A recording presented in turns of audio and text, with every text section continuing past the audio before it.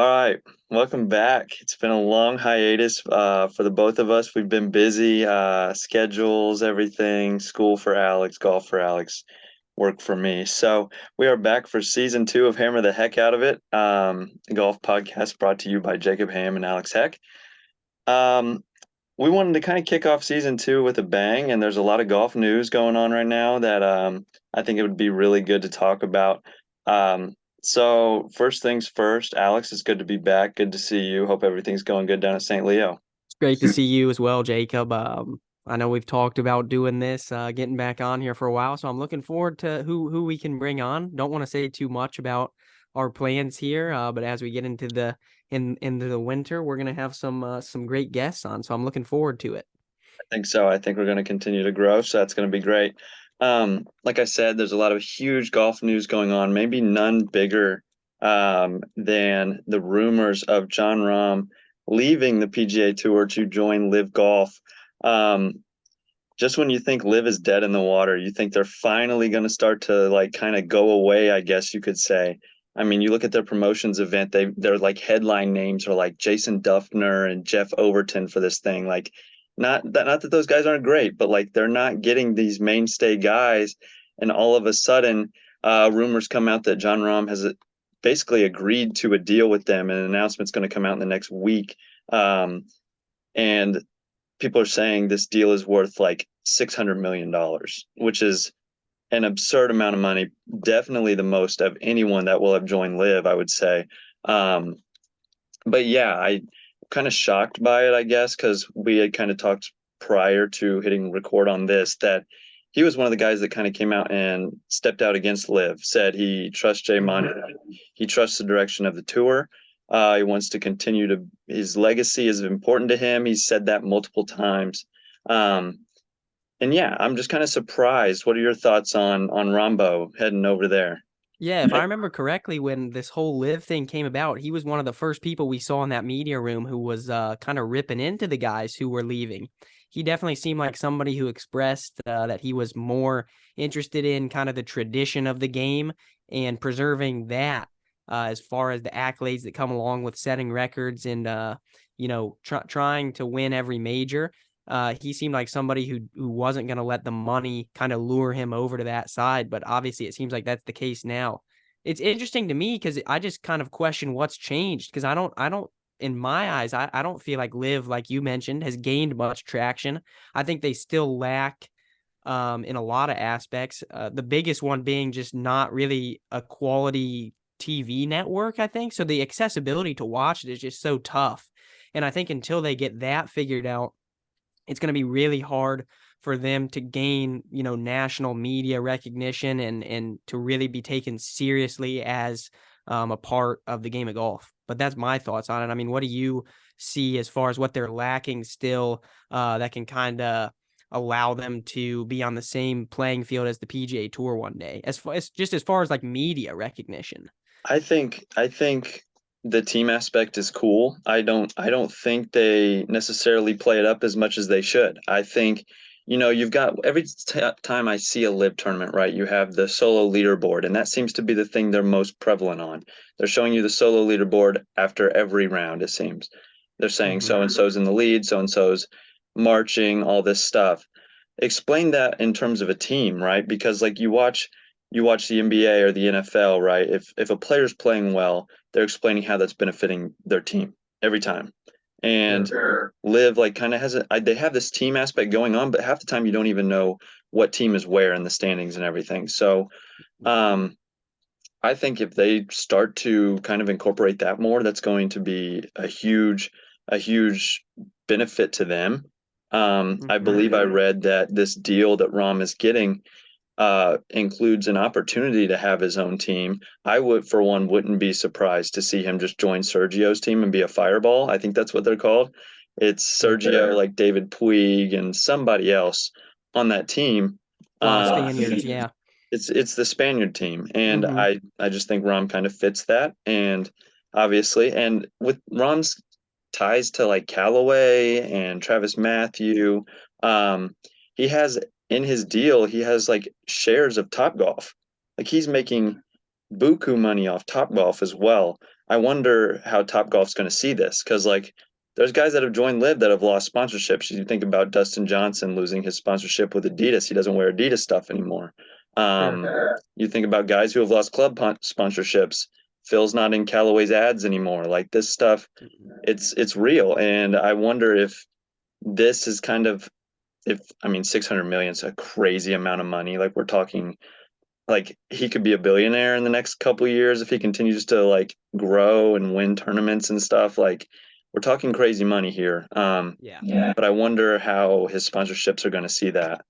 Sure. A couple things on that too. I've noticed the little bit of time that I've spent, which I haven't really given it that much attention, but when I have been able to watch the broadcasts on YouTube or just on Twitter, the broadcasts do seem quite chaotic, like what you just mentioned, as far as the flipping back and forth between the team aspect and the individual. You almost don't know where they're trying to place that emphasis and who they're trying to appeal to. If it's the fan who's rooting for individual guys, or if it is somebody who has a favorite group of four guys or like a favorite team.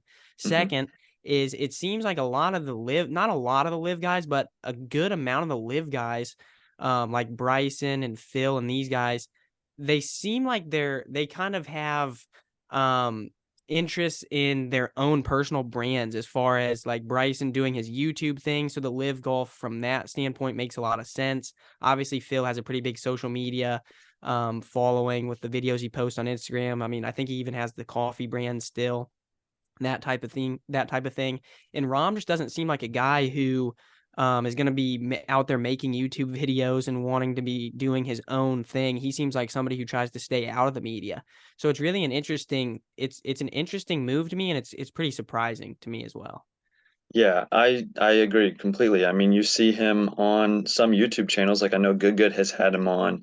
Hmm. Their Callaway branded And he group. doesn't seem like he loves it, if I'm being No, honest. it When he seems like went he's on, it seems like I he's think, kind of annoyed. It seems like he's wanting it to sure. just get over with. They're playing a stupid game. Yeah. He wants to just play golf type thing. Because the But Bob Does Sports guys had him on as well when they had that video with him, and there was a bunch of other pros too. But yeah, he did not and seem like he wanted they to be were there only at on there all. for like two holes, right? Like they just seemed Correct. like they wanted to just get in, get out, and get Yeah. it done. So. So Hmm. whereas, you look at the TaylorMade guys and like just saying like some of those TaylorMade guys seem to really enjoy that. Like you watch the Hmm. foreplay videos, you watch I saw that Grant Horvat and Michael Morris have videos coming out soon with some of these TaylorMade guys. Um, that representation in the media is huge. And some of these live guys like Bryson, who has his own channel, they're not going to get that representation in social media and all those aspects because of the differences and the political issues that are around Hmm. live as well. So I don't know. It's a crazy move that he could be making. I wonder how much winning the Masters tied into that. That seemed to be, I mean, when you win the Masters, man, like I feel like everything that happens after that in your career is just a bonus. But when you're a world class player like John Rahm, who could win every major, he has the game to win every major at some point. For sure. It is a very very huge decision, and I'm very surprised by. Um, Hmm. the one of the only names bigger in the game, Tiger Woods, makes his Hmm. comeback this week at the Hero World Challenge. We're already through 2 days of it. Tiger played better today than he did in round one, which was good to see. I was wondering, Alex, have you gotten to see much of the Hero World Challenge, and what are you thinking about when you see Tiger this week? Yeah, I have gotten to tune in to a little bit of it, I would say. And a lot of the times when I've been able to tune in, yeah, they've given Tiger a lot of coverage, which has been nice. Um, I would say he looks great. I mean, he looks like he's in great physical shape, obviously, which you'd expect. He's always been somebody that's put emphasis on working out, getting in the gym. But them discussing, how he's able to still generate so much speed and distance now using more of his upper body, not so much lower body. But I was really encouraged with how he played. I mean, if I remember correctly, in the first round too, he was even or one under through 14 holes, and then he just finished so poorly. So that was kind of tough to see. But um, he even said, or somebody mentioned too, obviously there was going to be rust, and he felt like he felt more rust from the mental side of things. So maybe just trying to close out that round is why it led to some mistakes. But it was good to see him post a red number today. And I mean, obviously, I think it's just great for the game to have him back. So I hope he, feels good after the week and that it encourages him to continue to play, more events in the future so we can continue to watch him. I would agree. Every single time I have looked over at the screen during this tournament, he's not even limping, which is huge. Mm-mm. It seems that he's not even limping. I'm sure he's sore. I'm sure his legs aren't feeling the best necessarily. Um, but that's huge because, like he said in the press conferences this week before the tournament, playing one tournament a week is a goal that he has, and it's one that he sees as realistic. Or one tournament a month, sorry, not a week. He's not Mm-hmm. some JM on that regard, but um, yeah, seeing him out there once a month in the big tournaments like the Players, Riviera, that's going to be awesome. That's going to be great for the game of golf, and he seems to be in good enough shape to do it. He is probably just getting revved up to go get that championship with Charlie next month, I believe. Yeah. That'll be a huge one. Um, Charlie continues to get better, it seems, looking at junior scores, the stuff he qualifies for. You see it on social media all the time. Um, he seems to keep getting better. But I like the fact that Tiger has kind of taken the dad role as well when it comes to fathering him.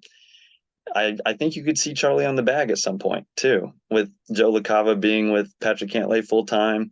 It would not shock me one bit at some point. Charlie Woods is on the bag for his dad. It would be very cool to see that happen. One of the coolest things in golf, I would think. Um, Who is on the bag for Tiger? Do you know off the top of your head now Bobby that Mack. LaCop? Okay. Yeah, it's one of his best friends, longtime friend, business partner that he's had forever. Nice. Yeah, it seems to be a good pairing, but Tiger did say that the job is still open, so it's not one that Bobby Mack plans to have forever, it seems. So Maybe if um, Tiger listens in, we can get Jacob Ham's application in there for some consideration. Tiger, I would love to. I study the golf numbers like crazy, man. I can provide you anything you need, a yardage down to the yard. So Oh yeah. I got that on lock if he wants. He's not the only one making his comeback this week. Big Will Zalatoris, he's made his comeback this week. Uh, Very tough round one for Will. But Which he I did think you that. kind of expected that. You had You to do. expect it. You do. Kind of like what Tiger talked about. He's going to be rusty. Will's going to be rusty. Their Yeah. game reps are so much different than at home reps. Mm-hmm. It's a different. I mean, you can speak to this. I can speak to this. I've played in enough tournaments to know your golf swing on the driving range and your golf swing on the first tee are different. Like they're not the same. They're going to Nope. feel different, and you just got to be ready for it and be prepared for it.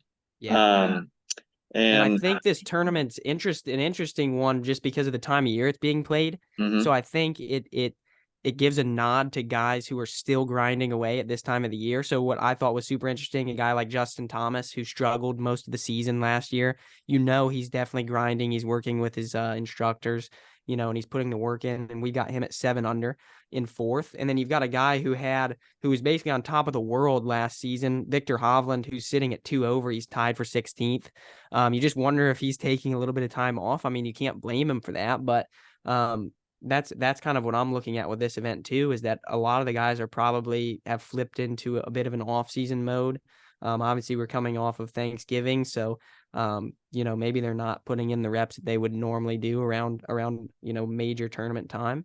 But yeah, it's great to see Will Zalatoris back, and with the putter switch too. If you want to, what have you seen with that? Obviously, he's putting with a Mez Golf now, and it's the broomstick configuration, I believe. He's got the Lucas Glover putter. Yeah, I saw that.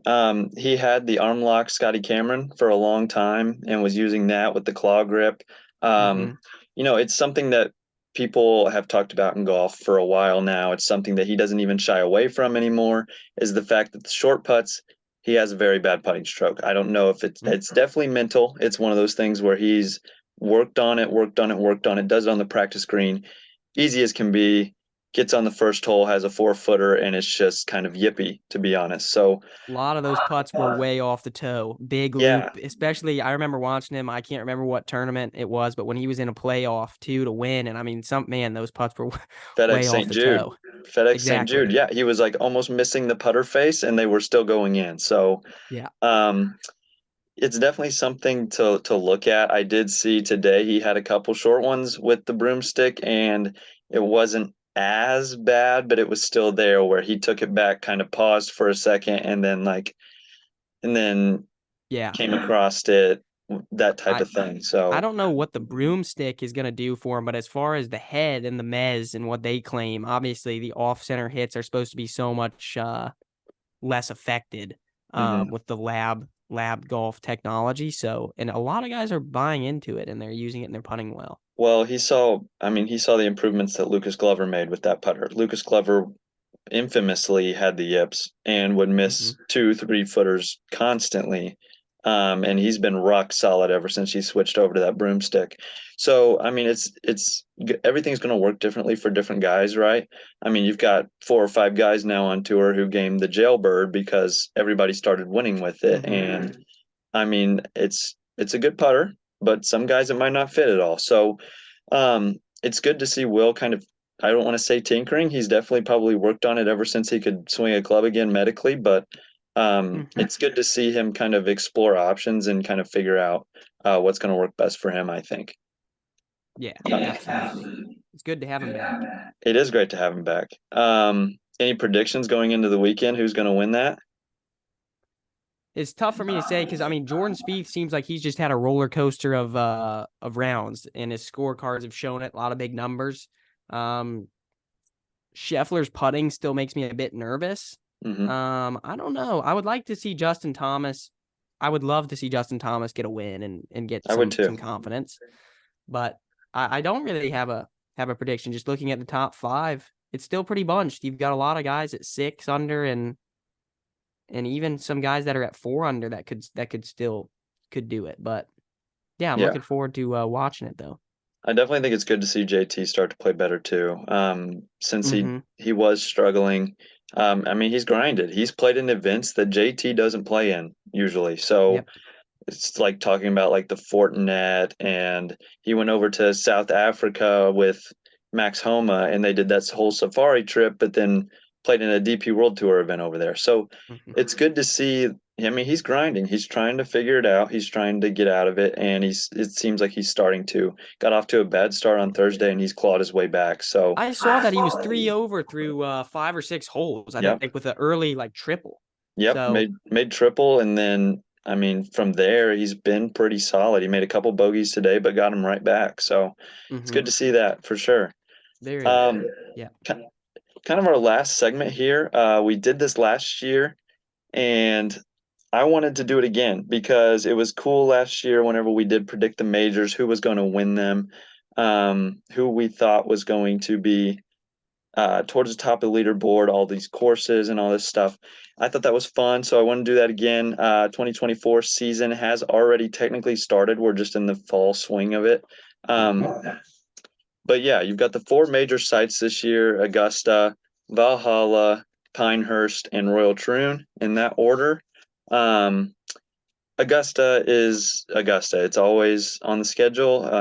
Course doesn't change. It's one of those courses that the more you play it, seems to be the better you get at it. Um, so therefore, I have made my selection for the Masters. I have made it Brooks Koepka. I think Brooks is going to come back and with revenge. Brooks is a guy who holds a chip on his shoulder and uses it to benefit him. Losing to Mm-hmm. John Rahm this year definitely probably put a bad taste in his mouth, considering for a majority of that tournament, probably 60 holes of it, it seemed like Brooks was going to win. So, and he's not one to just give up on a major and forget about it, considering like when he loses. Um, his game's there. The want is there. I've got Brooks winning the Masters. Any thoughts on that? I think it's interesting. I always love the weeks leading up to that event, especially the week leading up to it, because you can look ahead and see what the weather is going to be like. Because I think the weather always plays a key role. That time in April, we're still, um, up and down temperature wise, can even be rainy still. Um, I think Victor Hovland does it this year. I think he gets the green jacket. I think he's playing great golf. Last year was a huge year for him, and I don't mind the Kepka pick. I don't see Kepka doing it. this year. That's fair. I mean, Hovland, the improved chipping makes him almost unbeatable, it seems. Like when he's Hmm. on, um, he doesn't quite have a flaw anymore. So that's kind of a problem for everybody else. Yeah, Um, I both those picks, it seems, this might be too easy, but whenever Augusta rolls around, right, it's whoever's playing the best seems to win it every time. sure. And so it's hard to predict it, I guess, in December like we're doing right now. Yeah. But it's something that you kind of have to do. And Mm-hmm. so Brooks and Hovland are our two selections there. Because I remember last year Hovland was up there, and then he shot a he shot a poor final round, kind of like Brooks. So maybe Yeah, hold it together this year in the little final round. He'll be revenge good. Yeah, revenge exactly. factor there for those guys. Yep. The next one we've got a course that is one state over from us, Valhalla in Kentucky. It's a course that I have seen, and they played the PGA there already once, infamously won by Rory McIlroy. Um, it's a course where you can bomb it. If I'm being honest, there's not the rough. I'm sure they'll grow it up for the PGA, but at least the year Rory won it, the rough wasn't terrible. You look at the leaderboard; it was full of guys that just hit the ball as hard as they can, go find it, and go from there. Um, Yeah. this is where I think Hovland gets it done. I think Hovland goes to Valhalla. He's won in the Midwest already before at the Memorial. He seems to just play well at courses where you can just hit it hard, and that's what he does well. Um, yeah, I think Vic goes into Justin Thomas's backyard and takes home a major championship there. I don't mind that. I'm looking at the leaderboard from last year. I see he was runner up last year to Brooks Hmm. by 2 shots. So, Yeah, and then like um, four people down the leaderboard was Michael Block. So you know what? You already got into it. That's my prediction. I think Block wins and gets it done there in Kentucky. So, hey, I'm no. sorry I laughed there, Michael. If you see this, I should Hmm. not have laughed at that. You've got as good a chance as anybody for sure. Absolutely. Have you had the chance to get down there to Valhalla and walk the grounds? No. Uh-uh. I've not. No, whenever it was there the first time I had some friends go, I couldn't. Hmm. I remember I was on a trip somewhere I couldn't go that week. So, very cool that it's that close. Maybe Yeah. hammer the heck out of it, makes an appearance in the crowd there, and That'd be very goes and cool. watches some Get us PGA some golf. VIP passes inside the ropes, and yeah, Yes, sir. very good. There we go. I don't really have a prediction. I mean, I wouldn't be surprised if Brooks just repeats it. I think he plays so well in the PGA. It seems like PGA Championship. So, Hmm. um, yeah. But I mean, I wouldn't be surprised if Hovland just rolls right over from his Augusta win and just continues his dominance there. Dar- Um, my dark horse but pick there, just in case somebody comes out of the blue and wins. yeah, I'm picking my twin in many regards, Akshay Bhatia, to go out there and because he has qualified for the PGA with his win at the Barracuda, okay. and he played the junior PGA there and won by a wide margin. So he knows this golf course.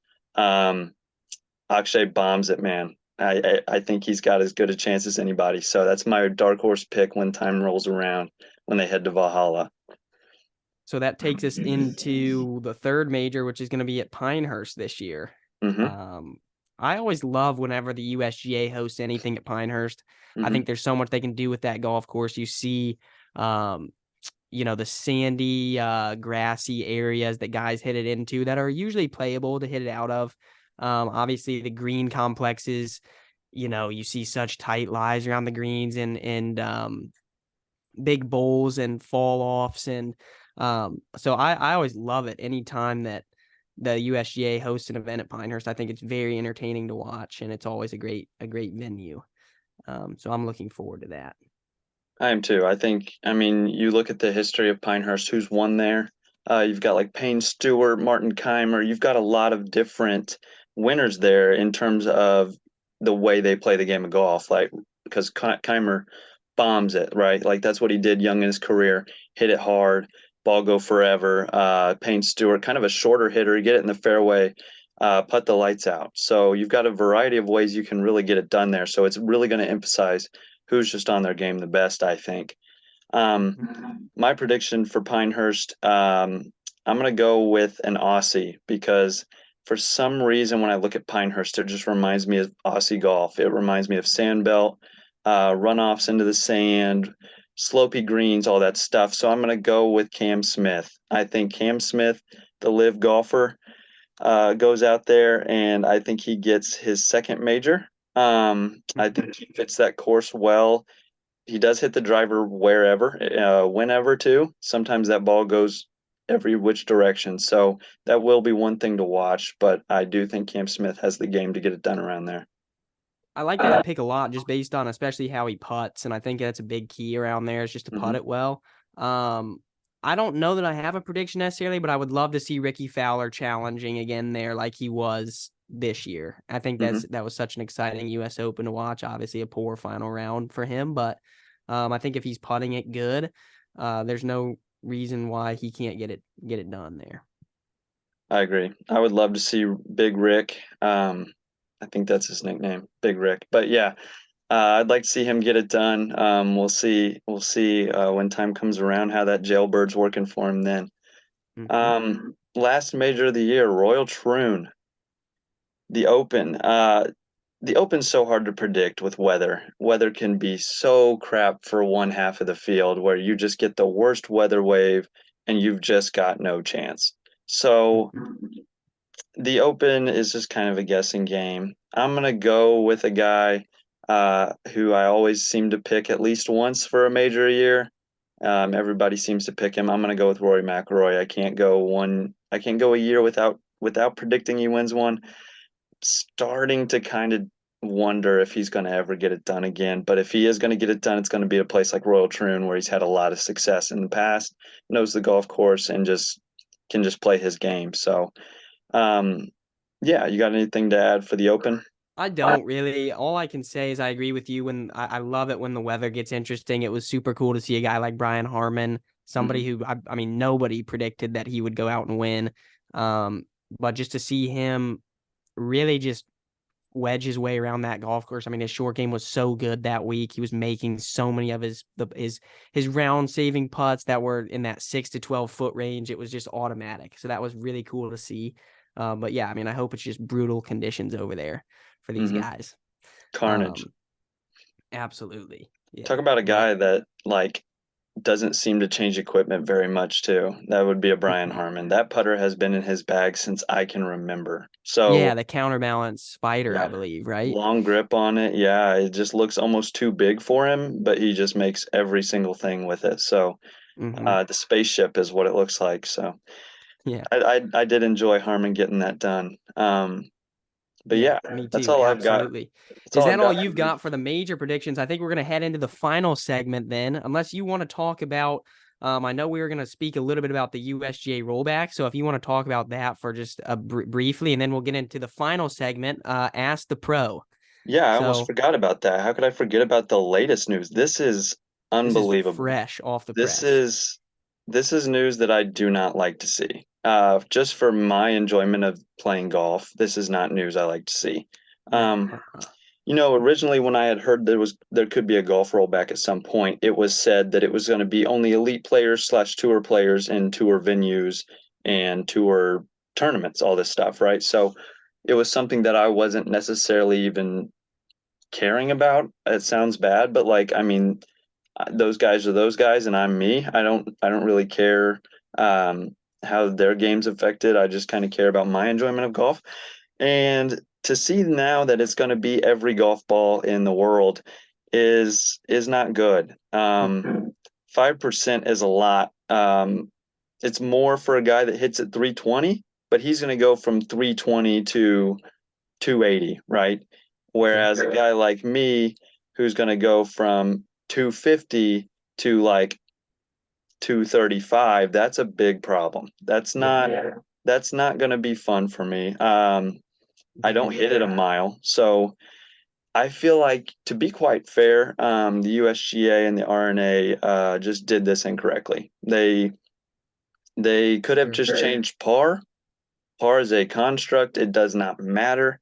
If someone shoots 20 under or if someone wins a tournament at 4 over, it should not matter. They just hit the least amount of golf shots that week. Um, Yeah. I think you could have changed par. I think you could have kept it at elite levels only. Um, I quite frankly think they did the exact wrong thing they could have done here. So that's pretty frustrating to see. What are your thoughts on that? Both of us are guys that don't really Yeah. pound the golf ball. You hit it farther than I do, for sure. Not by Um, much, but but it's not good. no, yeah, as we said, I mean, this news was literally tweeted out about an hour and a half ago at the time that we're recording this, so I've had a chance to kind of read the article. Yeah, I don't love the news either. I just think the USGA, they've always emphasized growing the game, and I think especially for the younger generation and kids who like to watch the game. They love watching. They're gonna get more enjoyment out of watching a guy like Bryson or Brooks or Dustin Johnson, John Rahm, guys hitting it, pounding it 300 to 350 versus watching. No offense to like a guy like Brian Harmon or Zach Johnson, getting up and down from everywhere. So I Hmm. think as far as just growing the game, I think it's a bad decision. Um, and I just agree with what you said. I mean, I think that there's multiple different ways that we can make golf courses harder. Softening up the fairways, growing out the rough. There's ways to, bring the winning score back relative closer to par, without having to do this. So I think logistically, I think it's going to be a nightmare. I already saw this is not going to go into effect for it. I read at least 3 to 4 years, I think. I don't know if Yeah, that's I what think I you saw saw as well. 2028. Yeah. Yeah, so from a logistics standpoint, because I mean, just thinking about like um a team like college golf teams who have stockpiles of golf balls. I mean, this is gonna be a Got to use them all, I costly guess. change as well. Sure, yeah. So um yeah, this is definitely gonna be something that's gonna have to be planned for from an equipment standpoint. So I don't love it. But I know we'll continue to read on this and as I think they said an announcement is supposed to come out in a week or so. So Hmm. on the next episode, we can definitely speak further on that. We'll have more information and be able to probably have a better opinion formed on it all.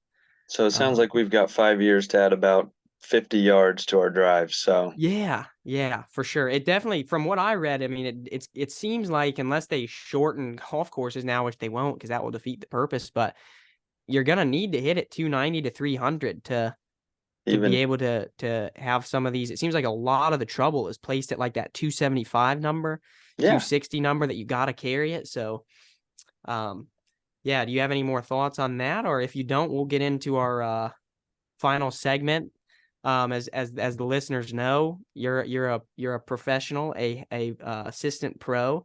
So we're gonna go and call this "Ask the Pro," where we can kind of discuss game improvement and just tips and tricks for any of the listeners. So, Cool. you want to I'm get into ready. that, or you got anything else on the I'm ready. rollback? Hit me with it. See So what we got. the first question I think all the listeners can benefit from is obviously we're sitting here. Time of this recording is December 1st. Um, the temperatures in Indiana have dropped into the 50s and the 40s. A lot of golf practice is going to be moved inside. Hmm. What do you tell your students or players? How can they, kind of keep sharp during the winter months when they can't get outside or see ball Hmm. flight? Um, I think in the wintertime, if you're wanting to really, really dial your game in, it's a time where you can make swing changes, right? You're not playing for scores, you're not playing for um like guys that play for money necessarily, right? So like if you're playing pro tournaments, you're not doing that in the winter. Well, if you are, you're traveling. But indoors, I think you can do a lot of distance control work. I think you can do get your TrackMan, get your GC Quad, your Foresight, whatever system you've got.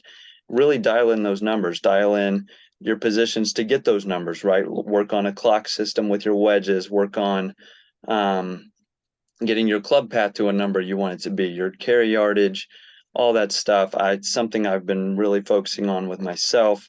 Um, Hitting 20 balls with one club, trying to hit a certain yardage, like say, because my 8 iron carries about 150. Um, I've hit about 28 irons multiple days already this winter, where I've tried to carry it on that 150 number every single time. Then I've written down my average. You can get that type of data over the winter which is only going to make you a better player when the weather rolls around and you can actually take it to the course. So just work on things that identify your weaknesses that you struggled with throughout the year. Take that into the winter and hit it hard because it doesn't matter in the winter. All that matters is that you get better, which is the only important thing. So that's really, I mean, work on dialing those yardages in and work on your golf swing in the winter because that's when Yeah. you're gonna have it. No, yeah, I think that's awesome. I mean, I've played competitive golf since I was 8 or 9 years old. And I mean, having played competitive golf in Indiana for 10-ish years, then the off season goes fast. It moves Mhm. fast. So I mean, you got to have a plan. And I think what you said is great. I think that, if people put together a plan and just work on things periodically, that yeah, they'll see improvements. Speaking Um, of winter work, right? I played a TrackMan round the other day. I don't know if this counts. I wanted to ask you. I did not hit a hole in one, but I did have my longest hole out, technically, of my life. 163 yards, 7-iron, hopped once, rolled right in the middle of flagstick, dropped in. So do you count that or not, is what I want to know. oh, that's tough. That's tough because my longest hole out before that was like 120 yards. Well, here's what I'll say.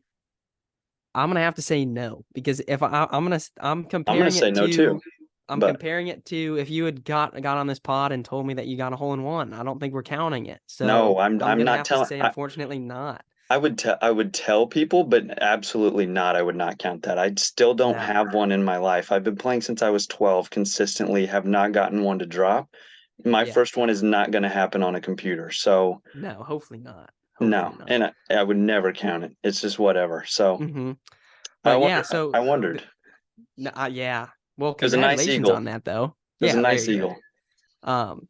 But yeah, that's a segment I'm gonna really enjoy. As I mentioned, Jacob's a assistant professional, but yeah, his golf knowledge is just so extensive. I love speaking to him. Obviously, when we're not recording too, I always pick his brain. So, yeah, if any listeners have any questions they want answered by the pro, then they can send them to me or Jacob, and we'll be sure to get them answered on here. So, I'll look forward to I look forward to learning more and just picking your brain on that. But yeah, I've really enjoyed being back tonight, Jacob, and talking some of golf's biggest topics with you. It's been Absolutely. great. Absolutely. Yeah, I enjoyed being back as well. We'll be back very shortly. In the next coming weeks, we'll have our next episode out. Um, we we're not going to reveal any plans yet, so we'll see who all we get this year. I was telling Alex earlier today. I think this is our season. This is where we take off. This is where we get guests that kind of blow people away. So hmm I'm excited for this season. I think we're as prepared as can be, and I think this is one of the best. It's the best episode we've ever had. So it was good talking to you. Great talking to you, Jacob. Yep, Glad to be here. yep, it was good, and just hammer the heck out of it, man. We'll catch you guys on the next episode. See ya. Yeah, thank you.